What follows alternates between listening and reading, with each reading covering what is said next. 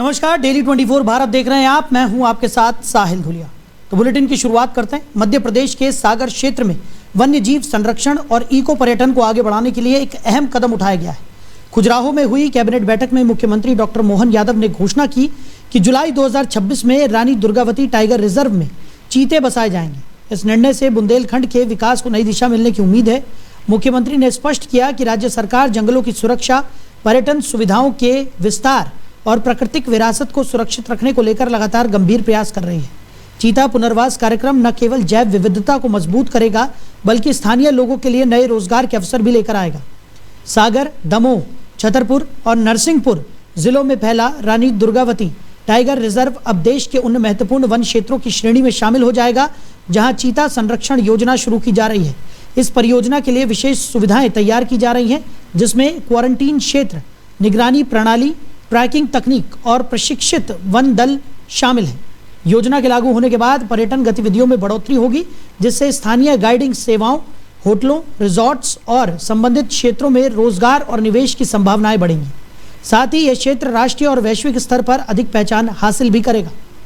वहीं छतरपुर जिले के खुजराहो को देश के बड़े शहरों से बेहतर ढंग से जोड़ने के लिए नई पहल की बात उठी है। लोकसभा में सांसद वी.डी. शर्मा ने खुजराहो को मुंबई, कोलकाता और बेंगलुरु से सीधी हवाई सेवा उपलब्ध कराने की जरूरत पर जोर दिया। उनका कहना है कि इन शहरों से एयर कनेक्टिविटी बढ़ने पर न केवल पर्यटन को नई गति मिलेगी, बल्कि स्थानीय अर्थव्यवस्था और रोजगार के अवसर भी मजबूत होंगे।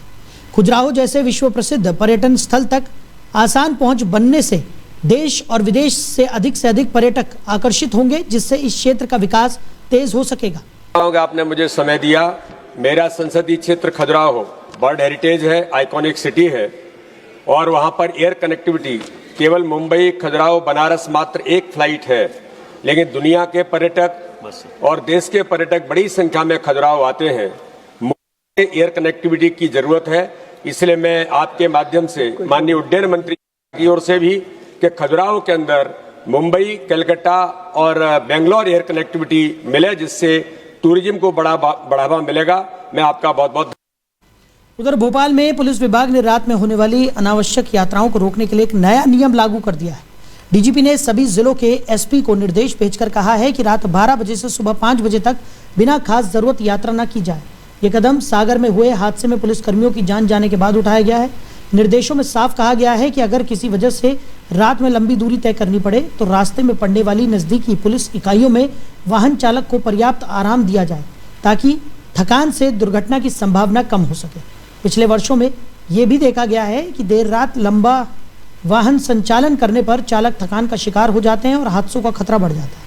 आदेश में यह भी कहा गया है कि वाहन की स्थिति ठीक हो, चालक अधिकृत हो और उसकी सेहत में कोई समस्या ना हो।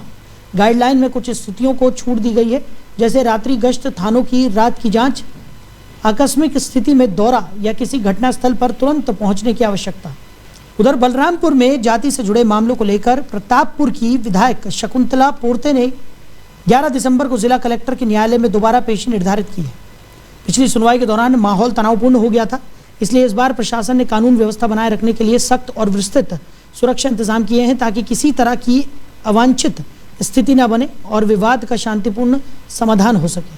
मामला उस समय गहरा गया जब आदिवासी समाज ने आरोप लगाया कि विधायक के पास मौजूद जाति प्रमाण पत्र असत्य है और उसे पति की जाति के आधार पर बनवाया गया है, जबकि उनका कहना है कि हिंदू धर्म में महिलाओं की जाति पति पर निर्भर नहीं होती। इसी विवाद को लेकर आज दूसरी सुनवाई रखी गई है। स्थिति को नियंत्रित रखने के लिए कलेक्ट्रेट परिसर में सुरक्षा बढ़ा दी गई है और आसपास के 500 मीटर क्षेत्र में धारा 144 भी लागू कर दी गई है, ताकि किसी भी प्रकार की भीड़ या अशांति को रोका जा सके। उधर धमतरी जिले के मगरलोड ब्लॉक के सिंहपुर गांव का सरकारी स्कूल अपनी उत्कृष्टता के कारण खास पहचान बना चुका है।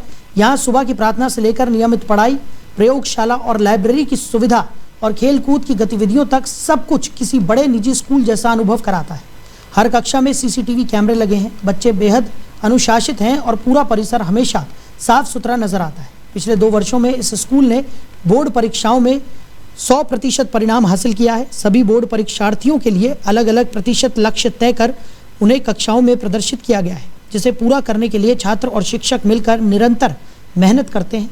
रात के समय गांव में निगरानी टीमें घूमकर ये सुनिश्चित करती हैं कि बच्चे सही ढंग से पढ़ रहे हों। स्कूल परिसर में मौजूद पौधों की देखभाल भी बच्चों ने बेहद अनोखे तरीके से संभाल रखी है। ग्लूकोज की बोतलों से बूंद बूंद पानी जड़ों तक पहुंचाया जाता है, जिससे पूरा स्कूल परिसर हरा भरा और आकर्षक दिखाई देता है। कुछ समय पहले तक स्थिति बिल्कुल उलट थी। बच्चे स्कूल नहीं आते थे, भटकते रहते थे और कुछ नशे की आदत की ओर बढ़ रहे थे। स्कूल के प्राचार्य ने बदलाव की पहल की। गांव के परिवारों, सामाजिक नेताओं और पंचायत प्रतिनिधियों से लगातार बैठकों के बाद माहौल बदला। नतीजा ये रहा कि आज 100% उपस्थिति दर्ज होती है और बच्चे बेहतर परिणाम प्राप्त कर रहे हैं। इस बदलाव से गांव के माता पिता भी नशे जैसी बुराइयों से दूर हो रहे हैं और पूरे समाज में सकारात्मक परिवर्तन देखा जा रहा है।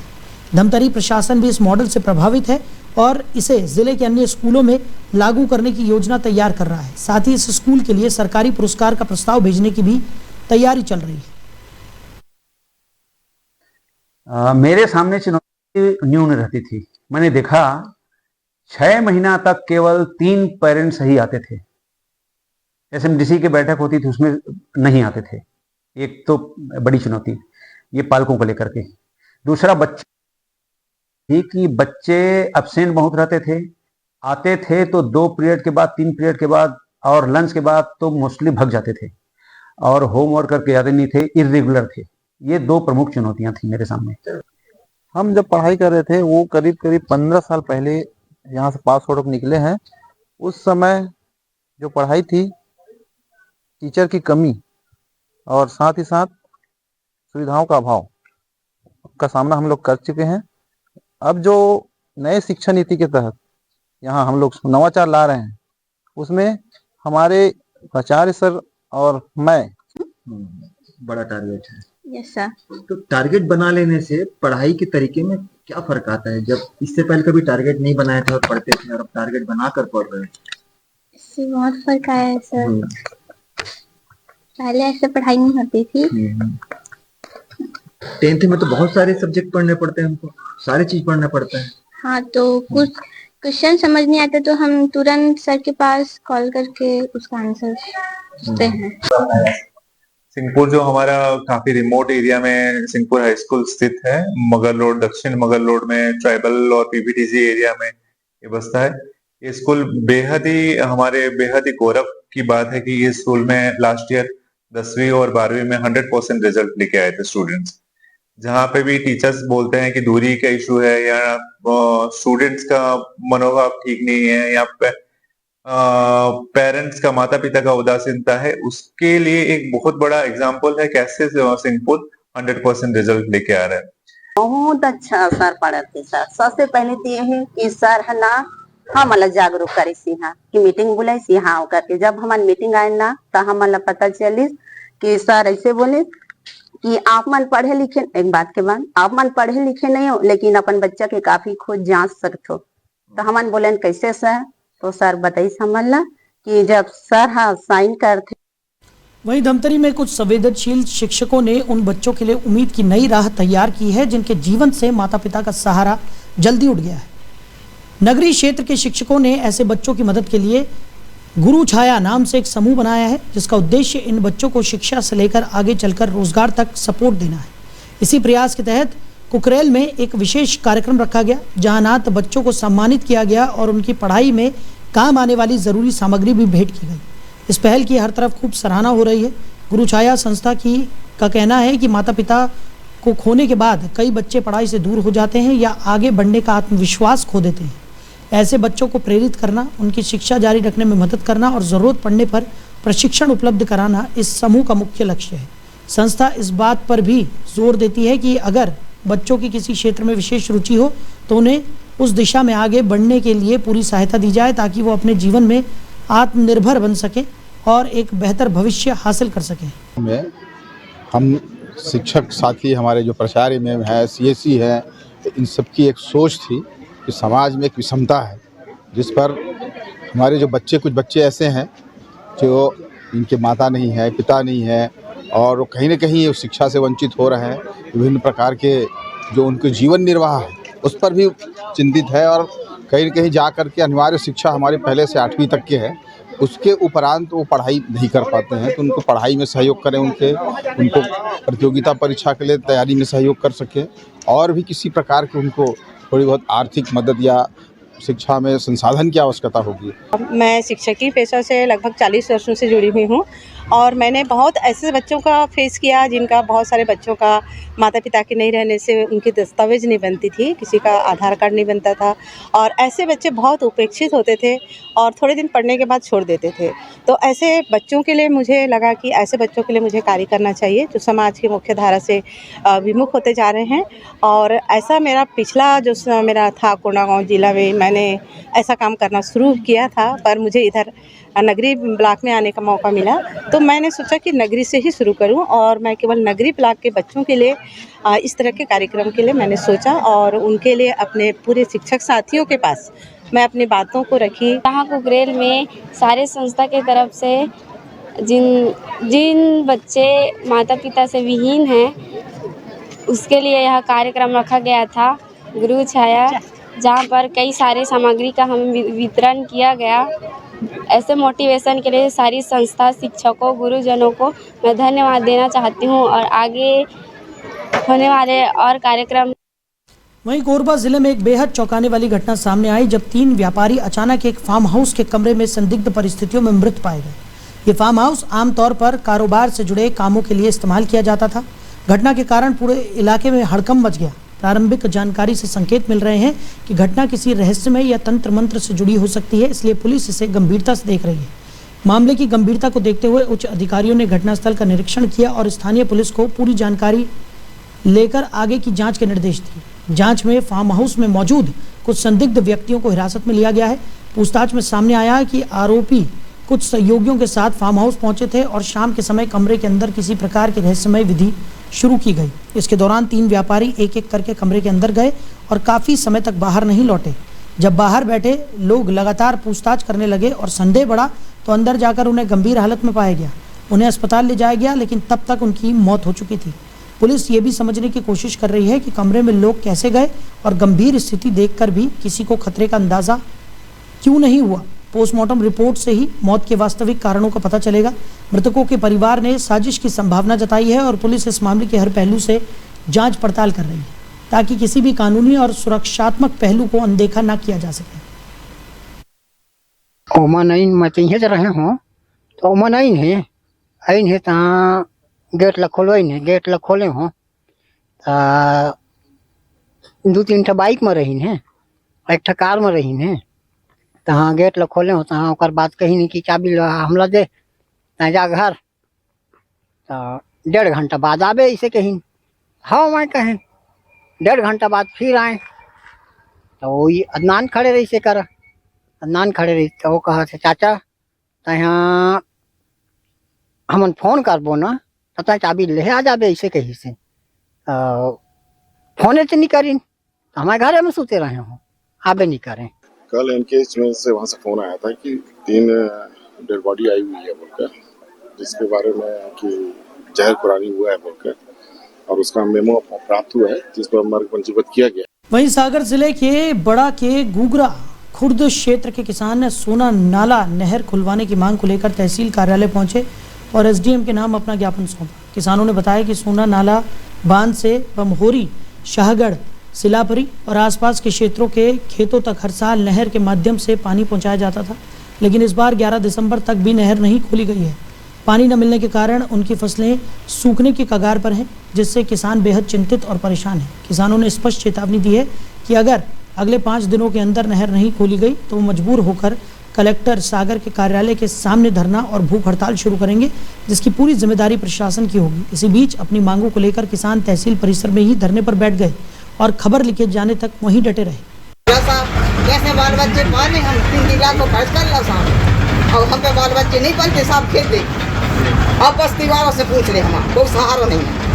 हम तो जब पानी मांग रहे साहब, जैसे व्यवस्था बना जैसे काढ़ो, हम पे बाल बच्चे नहीं पल रहे साहब, हम कैसे पाल लोग आई जाए। हमारे गांव बमहोरी एवं सिलापरी के किसानों ने विगत 1 सप्ताह पहले एक आवेदन दिया था एसडीएम के नाम पर कि हमारे गांव की नहर खोली जाए सोना नाला की, लेकिन 1 हफ्ता के बाद 2 हफ्ता भी बीत गए हैं और अभी तक किसानों को नहर का पानी नहीं मिल पाया है, जिसको लेकर के आज हमारे दोनों गांव के किसान सभी लोग एकत्रित होकर यहाँ आए। लेकिन 11 बजे से अभी तक 1:30 बज गया है, लेकिन कोई अधिकारी यहाँ नहीं है सुनने वाला कि वो आपको बात करे या बताए कि क्या समस्या है, क्यों नहीं मिल पा रहे हैं। और हमारे किसान बड़े परेशान हैं और हम लोगों ने सभी किसानों के पूरे ग्रामवासियों का ये कहना है कि अगर कोई हम लोगों की सुनवाई नहीं करता है तो हम लोग भूख हड़ताल और उग्र आंदोलन करने के लिए भी विवश होना पड़ेगा।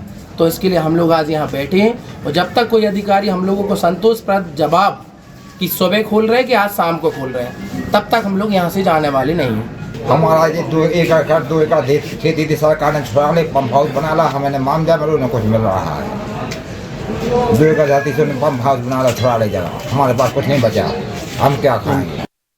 वहीं भोपाल में लोकायुक्त ने उपयंत्री रामगोपाल यादव को 30,000 रुपए की रिश्वत लेते हुए रंगे हाथों गिरफ्तार किया। इस कार्रवाई में भोपाल लोकायुक्त इकाई और पुलिस महानिरीक्षक लोकायुक्त संगठन का मार्गदर्शन रहा। शिकायत एक निलंबित पंचायत सचिव और एक स्थानीय निवासी ने की थी। बताया गया कि रिश्वत लेने की पूरी घटना ट्रैप के माध्यम से पकड़ी गई, जिससे उपयंत्री पर भ्रष्टाचार का आरोप साबित होता दिखा।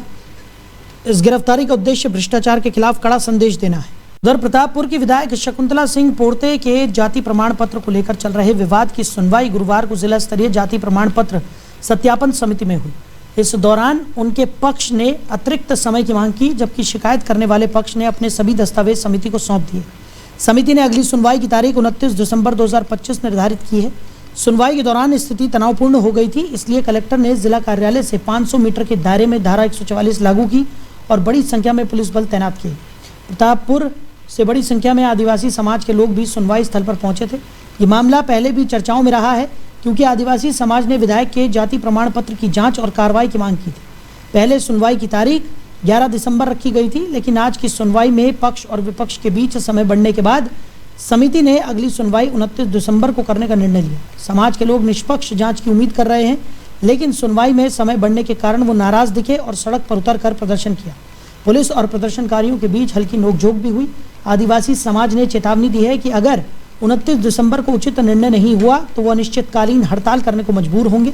इस पूरे मामले में विवाद लगातार बढ़ता जा रहा है। जनता और समाज की निगाहें इस बात पर टिकी हैं कि 29 दिसंबर को सुनवाई में क्या निर्णय आता है। सवाल यह है कि क्या समिति विधायक शकुंतला सिंह पोर्ते के खिलाफ लगे फर्जी जाति प्रमाण पत्र के आरोप को सही पाएगी, उन्हें क्लीन चिट देगी, या फिर सुनवाई की तारीख को और आगे बढ़ा दिया जाएगा। आने वाला समय ही इस मामले में स्पष्टता लाएगा। पेशी पूर्व श्रीमती शकुंतला सिंह पोर्ते विधायक महोदया के तरफ से ये छानबीन समिति को सुनवाई का क्षेत्राधिकार प्राप्त नहीं है, इस आशय का हमने आपत्ति पत्र प्रस्तुत किया था। आज विपक्ष द्वारा उस आपत्ति पत्र का जवाब प्रस्तुत किया गया है। आगामी तिथि 29/12/2025 को उस पर डिसाइड होगा, उसी पे आर्गूमेंट के लिए फिक्स हुआ है। लोगों को आज तारीख दिया गया था 11 तारीख का 11/12/2025 और आज हम लोग आए, अपने तरफ से सारे दस्तावेज हमने छानबीन समिति के सामने प्रस्तुत कर दिया है। बचाव पक्ष के अधिवक्ता लोगों के द्वारा इस बात को एक तकनीकी बात वहां पर उनके द्वारा रखा गया कि एक जो जाति प्रमाण पत्र बनाने का जो रजिस्टर है उसको मंगाई जाए छानबीन समिति के सामने। हमारे सम्मानित अधिवक्ता ने इस बात को भी जवाब दिया कि हम सारे दस्तावेज प्रस्तुत कर चुके हैं, अनावश्यक इस तारीख को डिले न करें। आप जो 29 तारीख का जो तारीख दे रहे हैं, इससे हमारी सुनवाई को में दुष्प्रभाव पड़ रहा है, आप इसको तत्काल इस सुनवाई कर दें। वहीं बलरामपुर जिले के वाडफ नगर विकास खंड स्थित शासकीय हाई स्कूल मनबासा में आज परीक्षा खत्म होने के तुरंत बाद 8 छात्राएं अचानक बेहोश हो गई। इस घटना से स्कूल परिसर में अफरा तफरी का माहौल बन गया और छात्राएं और शिक्षक सभी घबरा गए। तुरंत शिक्षकों और ग्रामीणों की मदद से इन छात्राओं को पास के सिविल अस्पताल वाडफ नगर पहुंचाया गया, जहां डॉक्टरों की टीम ने उनकी हालत को तुरंत मूल्यांकन किया और उपचार शुरू किया। अस्पताल के चिकित्सकों के अनुसार सभी छात्राओं की हालत फिलहाल स्थिर और सामान्य है। घटना का कारण अभी स्पष्ट नहीं हो सका है। सूचना मिलते ही विकासखंड शिक्षा अधिकारी श्याम किशोर जायसवाल घटनास्थल पर पहुंचे और उन्होंने छात्राओं की स्थिति का जायजा लिया। उन्होंने बताया कि सभी छात्राएं डॉक्टरों की निगरानी में हैं और अगर आवश्यक हुआ तो उन्हें बेहतर उपचार के लिए किसी बड़े अस्पताल में भी स्थानांतरित किया जा सकता है। स्कूल और शिक्षा विभाग इस मामले को गंभीरता से ले रहे हैं और कारणों की जांच के लिए आगे कदम उठाए जाने की संभावना है। छात्राओं और उनके परिवारों को मानसिक और चिकित्सकीय सहयोग सुनिश्चित किया जा रहा है। अर्धवार्षिक परीक्षा चल रहा था। अर्धवार्षिक परीक्षा के बाद पता चला कि लगभग 10 बच्चियां कांप रही हैं और रो रही हैं। जैसे मुझे पता चला, मैं एसडीएम साहब को और जिला शिक्षा अधिकारी को अवगत कराया और एसडीएम साहब तत्काल बोले कि व्यवस्था करके सिविल हॉस्पिटल वाड्रफ नगर में लाएं। मैंने तत्काल पूरा अमला लगा करके उनको, बच्चियों को और उनके गार्जियन को लेकर के सिविल हॉस्पिटल में एडमिट किया। 2 घंटा यहाँ रह करके उनका जो है परीक्षण कराया। मैंने बच्चियों से बात किया तो अभी तो ऐसा स्टेबल है, उनकी स्थिति ठीक दिख रही है, लेकिन डॉक्टरों से जाना तो उन्होंने बताया कि वहाँ पे शिक्षक भी बताए कि वहाँ पे लड़कियाँ अचानक रो रही थी। तो मैंने डॉक्टर साहब लोगों से जानना चाहा कि कारण क्या है आप लोगों ने, तो उन्होंने कहा कि वहीं एमसीबी जिले के पौड़ी थाना क्षेत्र में एक बेहद दुखद और शर्मनाक घटना सामने आई, जिसमें मामूली विवाद के कारण एक बेटे ने अपनी मां की हत्या कर दी। घटना में 34 वर्षीय युवक ने अपनी 65 वर्षीय मां की जान ले ली। जानकारी के अनुसार बेटे ने अपनी मां से नाराज होकर घर में रखी लोहे की फरसी से उन पर कई वार किए, जिससे शांतिबाई की मौत हो गई। घटना की सूचना मिलते ही पुलिस ने त्वरित कार्रवाई करते हुए आरोपी को गिरफ्तार कर लिया है। पूछताछ में युवक ने अपना अपराध स्वीकार किया। पुलिस ने हत्या में इस्तेमाल फरसी को जब्त कर लिया और आरोपी को न्यायिक रिमांड पर जेल भेजने की भी तैयारी की गई है। इस मामले में पौड़ी थाने में अपराध के तहत बीएनएस के अंतर्गत केस दर्ज किया गया है। पौड़ी क्षेत्र में इस मां की हत्या ने पूरे इलाके में शोक और हड़कंप मचा दिया है। स्थानीय लोग इस घटना से गहरे आहत में हैं और पुलिस की तेजी से कार्रवाई की भी सराहना कर रहे हैं। घटना ने परिवार और समाज दोनों में सुरक्षा और पारिवारिक रिश्तों की संवेदनशीलता को लेकर सवाल खड़े कर दिए हैं। तो फिलहाल इस बुलेटिन में मेरे साथ इतना ही। आप बने रहिए। नमस्कार।